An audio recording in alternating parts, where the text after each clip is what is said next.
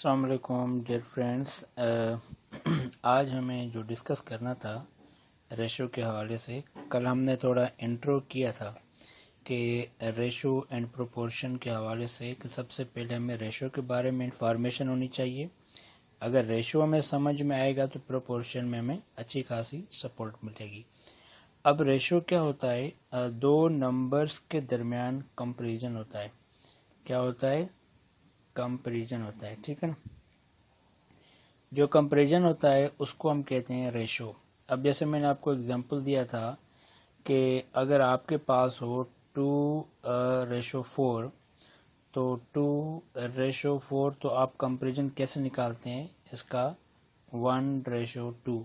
अब ये तो आपने निकाल लिया, लेकिन ये आया कैसे और ये हमने क्यों निकाला?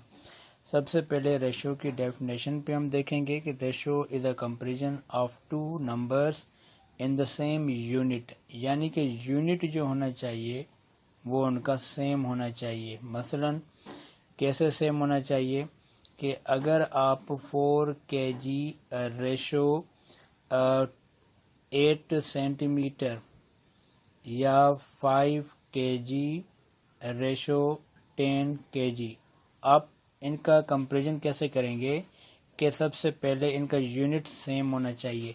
अब ये जो केजी है ये किसी वेट को शो कर रहा है और ये जो सेंटीमीटर है किसी लेंथ को या विड्थ को शो कर रहा है, यानी कि ब्रेथ को। सो ये यूनिट सेम नहीं है। ये सेंटीमीटर किसी और चीज़ का यूनिट है और ये केजी किसी और चीज़ का यूनिट है।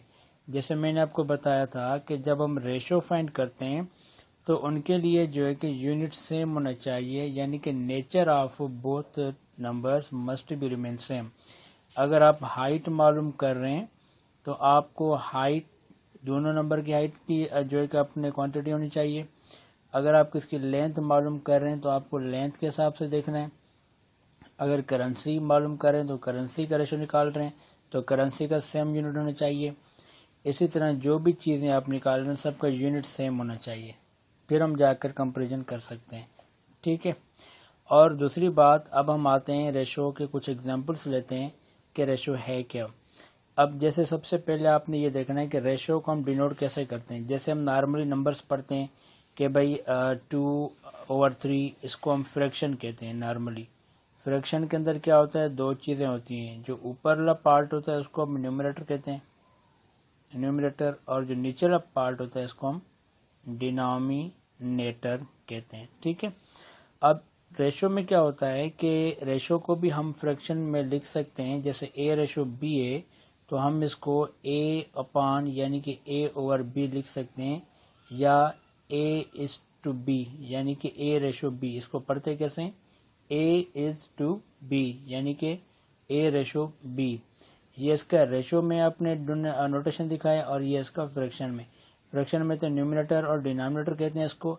रेशो में इसको पहले लेटर को या नंबर को कहते हैं एंटीसीडेंट और दूसरे को कहते हैं कॉन्सिक्वेंट, जैसे मैंने ऊपर लिखा हुआ है, ठीक है। अब हम कुछ नंबर्स लेते हैं, उनके रेशोज निकालते हैं। यानी कि रेशोज को आप कुछ और इतनी बड़ी चीज़ ना समझें, आप इसको ये समझें कि आपके पास कोई दो नंबर्स हैं, आप उसकी सिंपलेस्ट फॉर्म बता रहे हैं, ठीक है ना। अब देखें, सपोज आपके पास 8/10। अब आपको सिर्फ 8/10 गिवन है, आपको ये नहीं पता कि ये लेंथ की मेजरमेंट की बात कर रहा है, कोई सेंटीमीटर के अंदर दिए हुए हैं या वेट केजी के अंदर, कोई यूनिट नहीं है। तो इन सिचुएशन के अंदर हम क्या करेंगे? नॉर्मली हम वो टेबल लगाएंगे जो दोनों में कॉमन होगी, ठीक है ना। तो आप देखें 4, यहाँ पर अगर हम 2 से डिवाइड करेंगे, कॉमन है 2 दोनों का डिवाइडर, तो यहाँ पर 4 टाइम और यहाँ पर 5 टाइम। अब देखें यहाँ पर 4 और 5 ऐसी कोई टेबल है किसी नंबर की जो दोनों पे डिवाइड हो, यानी कि दोनों नंबर उस नंबर से डिवाइड हो। कोई नंबर इनको डिवाइड नहीं करता, ऐसा कॉमन नंबर, ठीक है ना। अब देखें ये सेम कॉमन रिलेशन नहीं रखते, इसलिए इनका रेशो भी नहीं निकल रहा, आगे यहीं पर यही रेशो निकलेगा।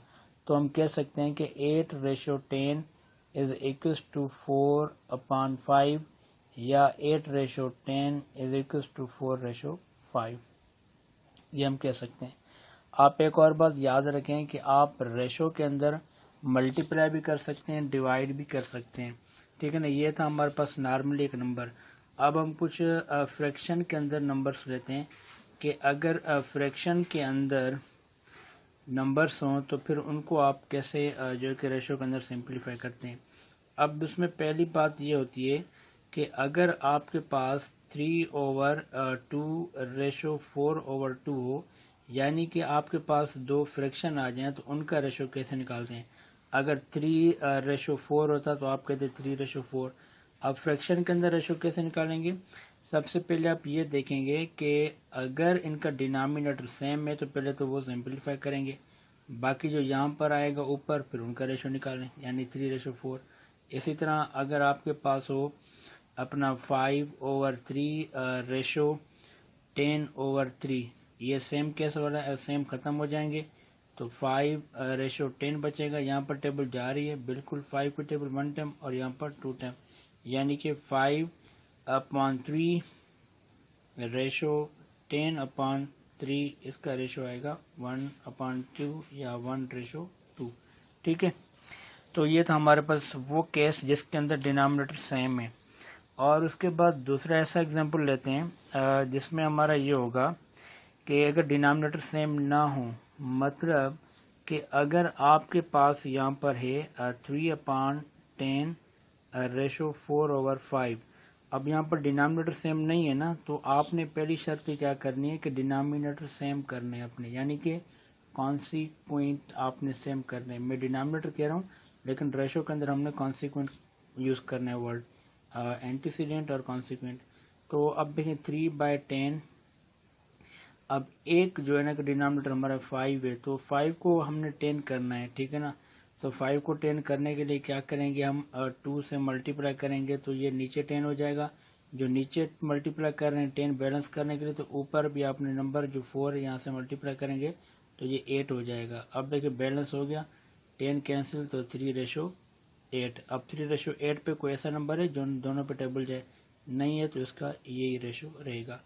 अब उसके बाद ये फ्रैक्शन हो गया। अब कह रहा है कि डेसिमल के अंदर, अगर डेसिमल के अंदर आ जाए कोई भी नंबर तो उसका आपने कैसे रेशो निकालना है, 2/0.4। अब आपको पता है कि जब हमारे पास 1.5 नंबर हो, हम लोग क्या करते हैं कि ये जो डेसिमल है इसको हटाकर जितने राइट साइड पे डिजिट्स होते हैं उतने ज़ीरो देते हैं, यानी कि 8 डिजिट है तो 1 0 देंगे और 1 ऑलरेडी होगा। यानी कि आप ऐसे समझें, अगर राइट साइड पे 8 डिजिट को आप डिजिट ये डेसिमल ख़त्म कर रहे हैं तो आप इसको डेसिमल से फ्रैक्शन में चेंज कर रहे हैं, कॉमन फ्रैक्शन में, तो जितने डिजिट होंगे राइट पे वो हटाकर उसी हिसाब से अपने ज़ीरो लगाना है। अगर ये समझ में नहीं आ रहा तो आप ऐसे समझें, अगर 1 डिजिट है तो डेसिमल हटा रहे हैं अपना, तो फिर आप 1 डिजिट है तो आप 10 लगाएंगे। अगर डेसिमल के बाद 2 डिजिट हैं तो आप फिर 100 लगाएंगे। अगर डेसिमल के बाद 3 डिजिट हैं तो आप 1000 लगाएंगे, ठीक है। यानी कि डेसिमल से चेंज करें कॉमन में तो जितने डिजिट्स होंगे उतने नीचे ज़ीरो लगेंगे, ठीक।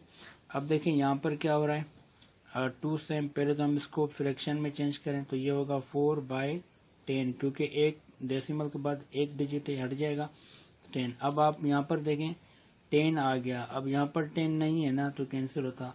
अब 10 को ख़त्म करने के लिए आपने क्या करना है, मल्टीप्लाई 10 ऑन बोथ साइड्स, ठीक है। दोनों रेशो से 10 क्या करेंगे, मल्टीप्लाई करेंगे। तो ये देखें 10 ख़त्म हो जाएगा तो ये हो जाएगा 20/4। तो 20 जब 4 होगा तो इसका रेशो क्या निकलेगा हमारा, यहाँ पर 1 टाइम 4 की टेबल, यहाँ पर 5 टाइम, ठीक है ना। तो 5/1 या 5/1 या ओनली 5 कह सकते हैं। ये था हमारा सिंपल रेशो फाइंड करना, ठीक है। तो इसको आप गौर से देखें, उम्मीद है आपको समझ में आ जाएगा। Thank you.